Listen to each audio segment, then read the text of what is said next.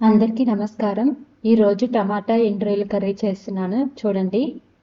ఫస్ట్గా ఆయిల్ వేసుకుని మన రొయ్యల్ని చాలాసార్లు క్లీన్ చేసుకోవాలండి. ఎండు రొయ్యలు కదా, ఎండబెట్టేటప్పుడు దుమ్ము పడుతుంది.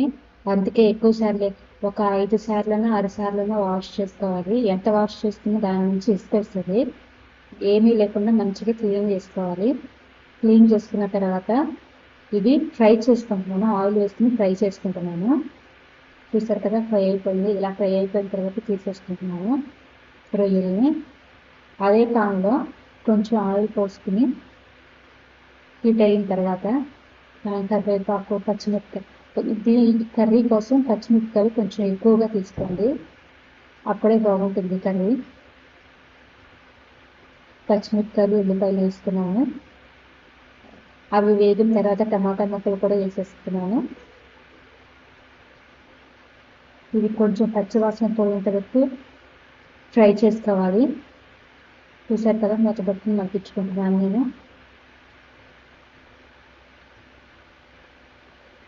నా ఛానల్ని చూస్తున్నారు కానీ సబ్స్క్రైబ్ చేసుకోవట్లేదు, ప్లీజ్ సబ్స్క్రైబ్ చేసుకోండి. ఇప్పుడు ఇందులో పసుపు, ఉప్పు, కారం వేసేసుకోవటమే.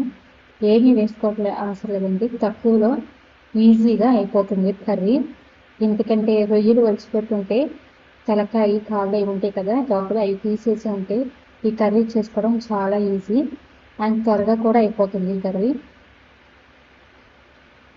ఒక 20 నిమిషాల్లో అయిపోతుంది కర్రీ మీకు. ఇప్పుడు కొంచెం మగ్గిన తర్వాత మూత పెట్టుకుని మగ్గించుకున్నానండి. కొంచెం మగ్గిన తర్వాత ఇప్పుడు ఎండు రొయ్యలు ఫ్రై చేసుకున్న ఎండు రొయ్యలు ఉన్నాయి కదా, అవి కూడా ఇందులో వేసేసుకుందాము.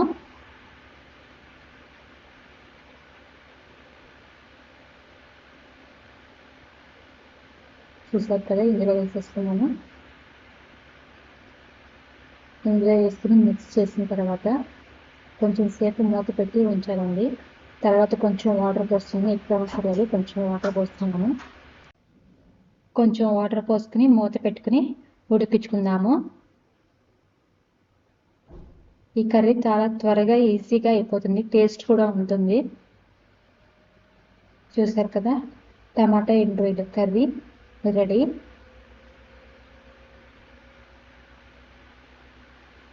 చూడడానికి కర్రీ తినడానికి కూడా చాలా బాగుంటుంది. మీరు కూడా ఒకసారి ట్రై చేయండి.